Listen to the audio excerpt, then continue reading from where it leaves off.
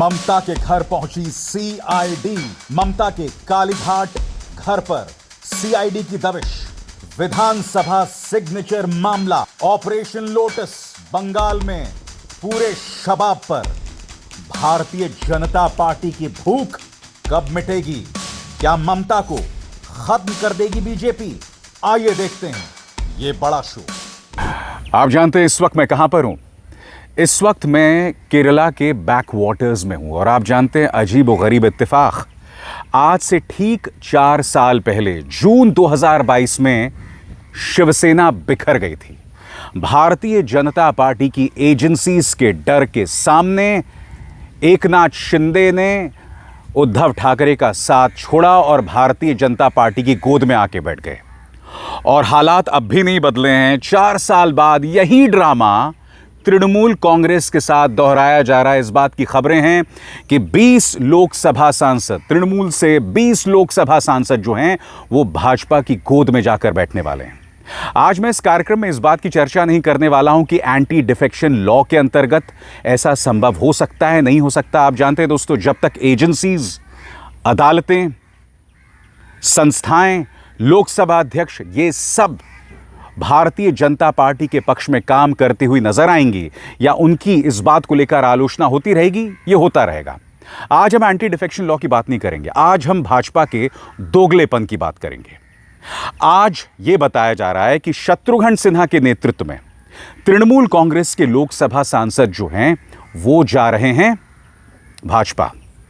सबूत आपकी स्क्रीन पर इस वीडियो को देखिए। इस वीडियो में आप देख सकते हैं पश्चिम बंगाल के मुख्यमंत्री शुवेंदु अधिकारी वो गए हैं दिल्ली और खबरों के मुताबिक यहां पर वो मुलाकात कर रहे हैं तृणमूल कांग्रेस की सांसद शताब्दी रॉय से। बताया जा रहा है कि शुवेंदु अधिकारी ने कई और तृणमूल कांग्रेस के सांसदों से मुलाकात की, जिनमें शामिल हैं खलीलुर रहमान, शर्मिला सरकार, अबू ताहिर खान, बापी हल्दर, जगदीश बसूनिया, जून मालिया, कालीपड़ा सोरेन और आसित माल। इसके अलावा ये भी खबरें हैं कि यूसुफ पठान जो कि गुजरात से लाए गए थे और अधीर रंजन के खिलाफ उन्हें मैदान में उतारा गया था, उन्होंने मुलाकात की है किससे? अमित शाह से। आज मैं पश्चिम बंगाल के नए मुख्यमंत्री से एक सवाल पूछना चाहता हूं।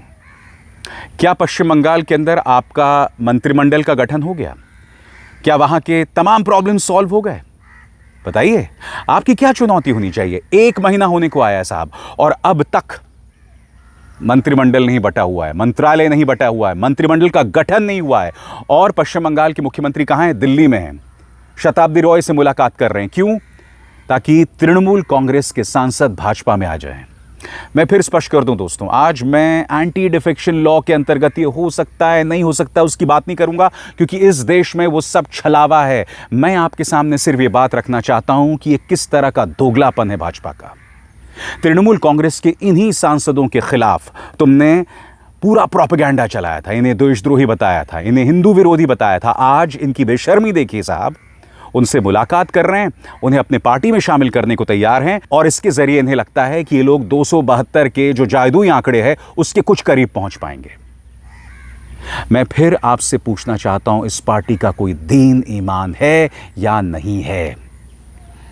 इन्हीं को गाली बका करते थे और आज उन्हीं के साथ शामिल हो रहे हैं। चलिए, शिवसेना समझ आ सकता है, क्योंकि शिवसेना सिद्धांततः वैचारिक रूप से भाजपा के करीब थी।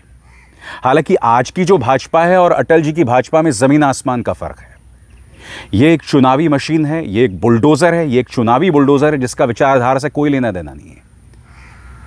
इनका जनता के मुद्दों से, महिला के अधिकारों से, युवाओं के मुद्दों से कोई लेना देना नहीं है। बेशर्मी की सारी हदें पार हो गई हैं साहब, सारी हदें पार हो गई हैं। आज इस कार्यक्रम में मैं इस वीडियो की चर्चा तो कर ही रहा हूं, जिसमें शुवेंदु अधिकारी जो हैं वो मुलाकात कर रहे हैं शताब्दी रॉय और अन्य नेताओं के साथ जो कि तृणमूल कांग्रेस के हैं। तमाल साहा जो कि पत्रकार हैं, उन्होंने इस बात का जिक्र किया। उन्होंने कहा कि ये मुलाकात करीब 48 मिनट तक चली। इस बीच ममता बनर्जी की मुश्किलें बढ़ गई हैं। जो नेता छोड़ के जा रहे हैं वो 2 चीज़ों की बात कर रहे हैं कि ममता बनर्जी के तानाशाही रवैये की, और दूसरा वो ये भी कह रहे हैं कि भाई भ्रष्टाचार बढ़ गया था, ये हो गया था, हम जनता की सेवा करना चाहते हैं। अगर ममता बनर्जी ये चुनाव जीत जाती तब भी तुम्हारा ये सेवा का जुनून बना रहता, तब भी तुम ममता बनर्जी को तानाशाह बताते। बहरहाल ममता बनर्जी ने बाकायदा ये खत लिखा है जो आप अपने स्क्रीन्स पर आप देख रहे हैं। ये खत उन्होंने लिखा है लोकसभा अध्यक्ष ओम बिरला को। ओम बिरला को, ओम बिरला साहब से उम्मीद है आपको। यहां बताया जा रहा है कि उन्होंने ओम बिरला को कहा है कि कल्याण बनर्जी उन्हें चीफ व्हिप बनाया गया है विद इमीडिएट इफेक्ट। उन्होंने कहा कि तुरंत इस पर कार्रवाई की जाए। इस बीच पार्टी के नेता जो इस वक्त खुलकर सामने हैं, उनके साथ हैं, वो लगातार सवाल खड़े कर रहे हैं। महुआ मोइत्रा ने झंडा बुलंद कर दिया है। वो लगातार हमला कर रही हैं उन लोगों पर जो डर के मारे भाजपा में शामिल हो गए हैं, क्योंकि इनमें से कोई जेल नहीं जाना चाहता। इनकी कोई ना कोई कमजोर रग इस वक्त एजेंसीज के हाथ में है। बातें हो रही हैं ममता बनर्जी की तानाशाही की, मगर हकीकत कुछ और है। कल्याण बनर्जी जिन्हें चीफ व्हिप बनाने की सिफारिश की है, उन्होंने कहा है कि भाजपा के पास मुख्यमंत्री है, ईडी है, सीबीआई है, मेरे पास मां माटी मानुष है। सुना जाए वो क्या कह रहे हैं। चीफ मिनिस्टर है, तेरा साथ ईडी है, तेरा साथ सीबीआई है, तेरा साथ पूरा भारतवर्ष का पावर है, और मेरा साथ मां माटी मानुष है। मां मेरा पार्टी है, मेरा साथ पार्टी है, मेरा साथ वर्कर है, मेरा साथ पश्चिम बंगला का पब्लिक है। आप गइए अच्छे से। और भाजपा को देखिए साहब, भाजपा कह रही कि तृणमूल कांग्रेस का मतलब ममता बनर्जी और अभिषेक बनर्जी नहीं। अरे तृणमूल कांग्रेस ममता बनर्जी की वजह से हुई है। और बोल कौन रहा है? ये पलटू, ये शहजाद पूना वाला, जो खुद कांग्रेस में हुआ करता था, फिर उसने ड्रामा किया ये कहते हुए कि मैं अध्यक्ष बनना चाहता हूं। आज बॉडीगार्ड बना हुआ है, क्योंकि डोले शोले हैं साहब। आज भाजपा में इन्हें कोई नहीं पूछता, प्रवक्ता के अलावा कुछ नहीं है। सुनिए क्या कह रहे हैं कि तृणमूल कांग्रेस का मतलब ममता बनर्जी और अभिषेक बनर्जी नहीं है। अब इन्हें चिंता तृणमूल कांग्रेस की हो रही है साहब। सुना जाए। देखिए, टीएमसी मतलब अभिषेक बनर्जी तो नहीं है, टीएमसी मतलब ममता बनर्जी तो नहीं है, क्योंकि ममता बनर्जी तो स्वयं चुनाव एक नहीं दूसरी बार हार रही है। तो इसका मतलब साफ है कि जनता का मैंडेट ममता बनर्जी के साथ तो नहीं है, अभिषेक बनर्जी के साथ तो नहीं है। आज जनता ने भी रिजेक्ट किया है ममता बनर्जी को, जनप्रतिनिधि भी रिजेक्ट कर रहे हैं, क्योंकि ये जन भावना है।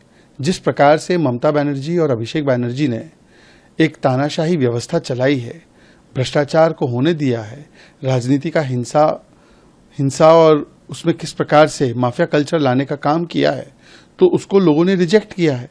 पर आज महुआ मोइत्रा जो आज इतना बयान दे रही है, उनको पूछना चाहिए कि क्या मैंडेट ये था कि पार्लियामेंट ऑफ इंडिया से आप इलेक्ट होते हैं और अपना पासवर्ड किसी और को विदेश में बैठी धरती में दे दिया जाए, वो भी कुछ चंद बेनिफिट्स के लिए। तो मुझे लगता है कि ऐसी बातों से बचना चाहिए और जनता का मूड और मैंडेट क्या है उसको समझना चाहिए। सबसे बड़ी बात दोस्तों, वो तमाम तृणमूल कांग्रेस के नेता विधायक जो अब जिन्होंने ममता बनर्जी का साथ छोड़ दिया है, भ्रष्टाचार का जिक्र करके, तानाशाही का जिक्र करे, वो सब भाजपा की बोली में बोल रहे हैं। ऋतव्रत बनर्जी, उनका कहना है कि साहब जनता इन्हें दौड़ा दौड़ा कर पीट रही है। जिक्र किया जा रहा है अभिषेक बनर्जी का।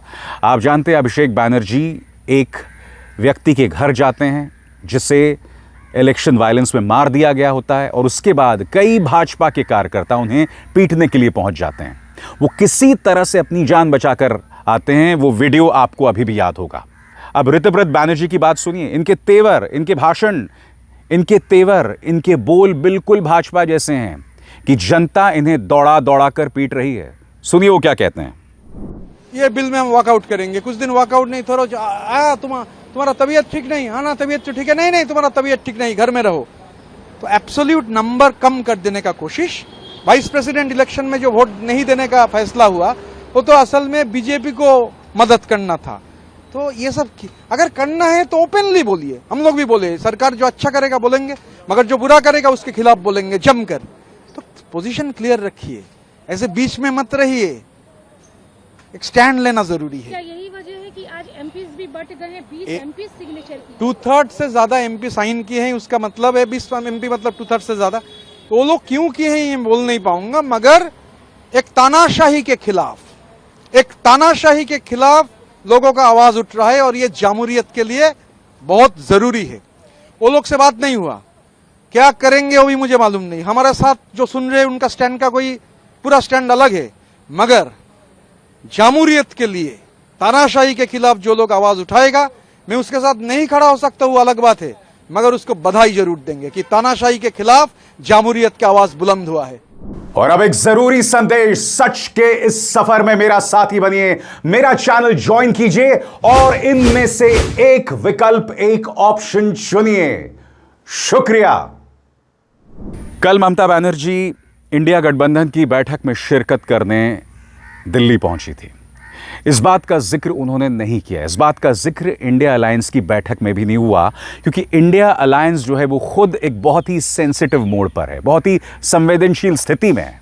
कायदे से ममता बनर्जी को भी कुछ सवालों के जवाब देने चाहिए। आखिर क्या वजह, जैसे आप चुनाव हारी हैं, आपके बड़े पैमाने में विधायक और बहुत ही बड़े पैमाने पर जो लोकसभा सांसद हैं या सांसद हैं, वो भाजपा की गोद में जाकर बैठ रहे हैं। आखिर क्या वजह है कि आपने यूसुफ पठान जैसे किरदार को टिकट दी सिर्फ इसलिए कि आपको अधीर रंजन चौधरी को हराना था?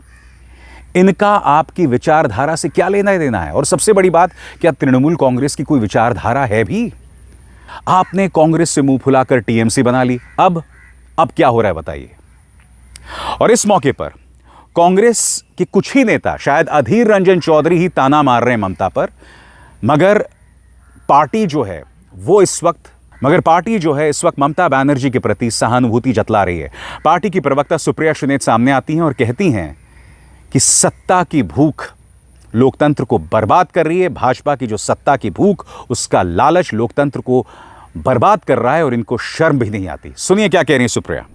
टूट पड़ने लगी या फूट डाली जा रही है? सवाल इस बात का है कि जो सत्तारूढ़ दल भारतीय जनता पार्टी है, उसको सत्ता का कितना लालच है, उसको कितनी सत्ता चाहिए, उसको कितना पावर चाहिए, उसकी सत्ता की लोलुपता, उसकी जो सत्ता की लालच है वो खत्म ही नहीं होता है। अरे भाई, आप एक चुनाव जीत गए, टीएमसी को रहने दीजिए, जब तक एक पार्टी को तोड़ेंगे नहीं। अब यही टीएमसी वाले जो हैं वो उनकी आंखों के तारे बन जाएंगे। कल तक यही टीएमसी वाले घोटालेबाज थे, धोखेबाज थे, कट मनी लेते थे ये वो, तो अब बीजेपी के वॉशिंग मशीन में आकर गोता लगाएंगे, गंगा जल से छिड़के जाएंगे और बीजेपी ज्वाइन करके वाह वाह हो जाएगी। यही बात आरजेडी के सांसद मनोज झा ने कही। उन्होंने कहा कि ये टीएमसी को नहीं, लोकतंत्र को बर्बाद कर रहा है। सुनिए उन्होंने क्या कहा। मैं प्रथम दिन से आपसे एक बात कह रहा हूं आपके माध्यम से कि ये तृणमूल या बंगाल या ममता जी का संकट नहीं है, ये हमारे लोकतंत्र का संकट है। कोई भरोसा नहीं, कोई सिद्धांत नहीं। One nation, one party, one leader, तहस नहस कर डालो।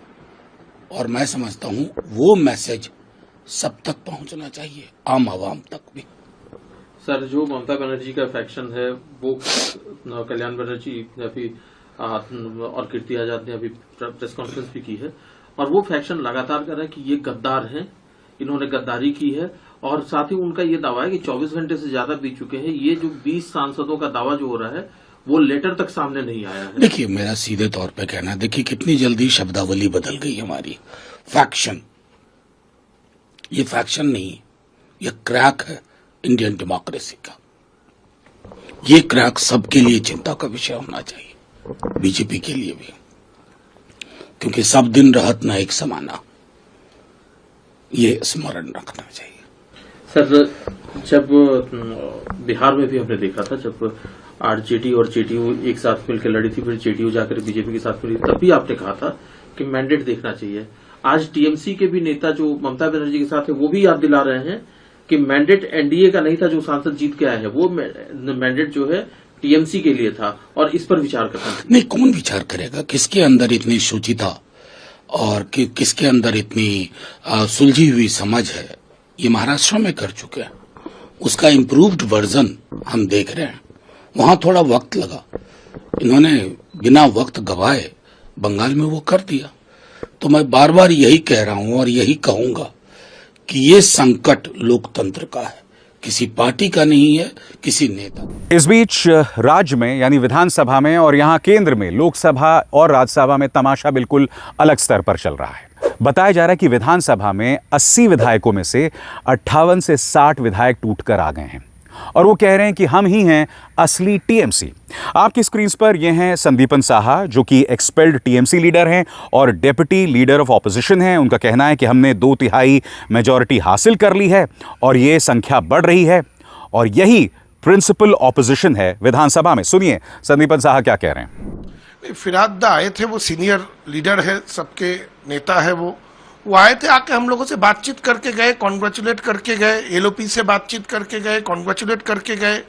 देखिए हम लोग 2/3 मेजोरिटी अचीव कर चुके हैं, 58 ऑलरेडी साइन कर चुका है, नंबर और बढ़ रहा है। तो यही तो प्रिंसिपल ऑपोजिशन रहेगा विधानसभा में, यही परिषदीय दल है। और फिराद दा भी तो तृणमूल से जीते हुए हैं, तो वो हम लोगों से आए हैं, बात किए हैं, तो यही तो होना चाहिए।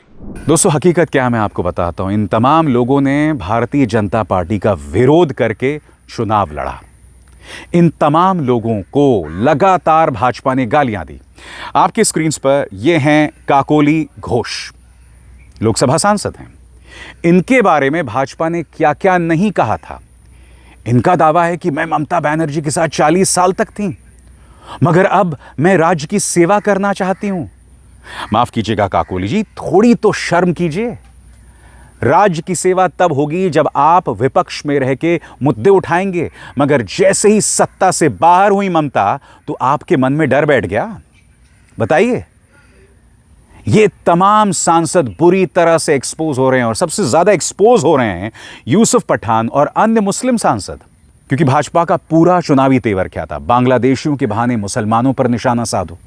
लगातार इस तरह की बातें कर रहे थे, लगातार मुसलमान निशाने पर थे। और आने वाले दिनों में आप देखिएगा असहजता, अराजकता बढ़ेगी इस बात को लेकर। और अब आप जाकर बैठ रहे हैं भाजपा की गोद में और ये सब तमाम चीजें कर रहे हैं आप। सुनिए इस बारे में क्या कहती हैं Kakoli Ghosh. Things have been getting bad to worse, and I have been with Mamata Banerjee for 40 years. She has been my guide, my mentor and my leader, and I have been with her even in the days when she was not in power. I have contested in 5 elections and lost before 2009. So it is useless to say that just because she is not in power in West Bengal, I have left. It is not that. I was with her when she was not in power. But at that time there was a policy which was pro-people agenda for poor people of the state of West Bengal. When she was not even the chief minister, she was working for the people. But in the last 3-4 years, the work has been suboptimal. Their development has been suboptimal. Lot of financial irregularities have cropped in, which are being proved today. Different sectors like education, health, the film industry has absolutely collapsed. Law and order was not optimum. The pressure was too much on the government officers to work according to whims and fancies of certain leadership, which is not congenial working atmosphere for development of a state. And now the people's verdict have proven what I am trying to tell you. So we want to work for the development of the state and for national interest and safety security of the nation. That is why we want to work separately. और जाहिर सी बात है अधीर रंजन चौधरी कांग्रेस के नेता को ताना मारने का मौका मिल गया है। आप जानते हैं वो यूसुफ पठान के खिलाफ चुनाव हार गए थे। उन्होंने कहा कि इसी यूसुफ पठान को आप गुजरात से लेकर आई थी ना। ममता बनर्जी पर उनका जो ताना है सुना जाए। अरे कुछ नहीं, मैंडेट वो मुझे हराने के लिए वहां तैनात किया गए थे। करोड़ों रुपया खर्चा करते हुए उनको तैनात किए गए थे मुझे हराने के लिए और ध्रुवीकरण की राजनीति करने के लिए। ये ममता बनर्जी खुद हमारे वहां जाके इस शख्स को अपना उम्मीदवार बनाते हुए ये प्रचार में ये कहने लगे कि इस बार मुसलमान को वोट दो, इस बार भाई को वोट दो, भाईजान को वोट दो। इतने सालों से तुम दादा को वोट दे रहे हैं, दादा मतलब मैं हूं, दादा मतलब हिंदू है। इतने सालों से तुम हिंदू को वोट देते आ रहे हो, इस बार भाईजान को दिया करो, मतलब उनके उम्मीदवारों को दिया करो। तो किसका मैंडेट था ये? वो तो ये भेजा गए थे मुझे हराने के लिए। मैं जिस दिन से हार गई, मकसद खत्म ममता बनर्जी की। तो जिस लोगों को, जिस व्यक्ति को, जिस शख्स को उन्होंने सिर्फ एक हराने के लिए वहां तैनात किए थे, वो अपने मर्जी पे चले, आपके बात क्यों सुनेंगे? आपका काम तो हासिल हो चुके हैं, मैं तो हार ही गए हैं, और क्या चाहिए? आपने खुद सांप्रदायिक ध्रुवीकरण किए थे मुझे हराने के लिए। ममता बनर्जी के आदेश पे खुद वहां दंगा फैले गए थे उस समय, और उनकी पार्टी के दूसरे नुमाइंदे खुलेआम और शिकारा भी है। तो उनका भी ज्ञान दे रहे हो आप लोग। मैंडेट, अरे आपके पार्टी के दूसरे लोगों की मैंडेट क्या ये था? भतीजे के खिलाफ क्यों नहीं बोलते आप? जुबान नहीं निकालते? आज ममता बनर्जी और भतीजे दोनों के चलते बंगाल में ये तृणमूल पार्टी के हाहाकार मच चुके हैं। ये कहने में शर्म लगती है आप लोगों को। मगर जैसे मैंने कहा ना, कांग्रेस बुनियादी तौर पर इस वक्त ममता बनर्जी का साथ दे रही है, और कांग्रेस कह रही है कि जिन्हें तुम स्कैमस्टर्स बताया करते थे, जिनके भ्रष्टाचार पर सवाल उठाते थे, आज उन्हें अपनी पार्टी में शामिल करने के लिए इस कदर बौराए जा रहे हो। आखिर क्यों? सुनिए क्या कह रही हैं सुप्रिया सुनीत। लेकिन मेरा अपना मानना है कि चुने हुए सांसद या चुना हुआ कोई भी प्रतिनिधि आप जनता के मैंडेट पर चुनकर आए थे, और जनता ने आपको भाजपा के खिलाफ मैंडेट दिया था। आप उस मैंडेट के तो सम्मान कीजिए। अगर आपको भारतीय जनता पार्टी ज्वाइन करनी है, उनका घटक दल बनना है या उनका समर्थन करना है, तो आप चुनाव जाइए, लड़िए, फिर से रिजाइन करिए अपनी सीट से। आपका मैंडेट भारतीय जनता पार्टी के खिलाफ था। अब वो ईडी के डर से, सीबीआई के डर से, प्रलोभन से, सत्ता के लोलुपता में या संस्थानों के भय से वो क्यों जा रहे हैं मुझे नहीं पता।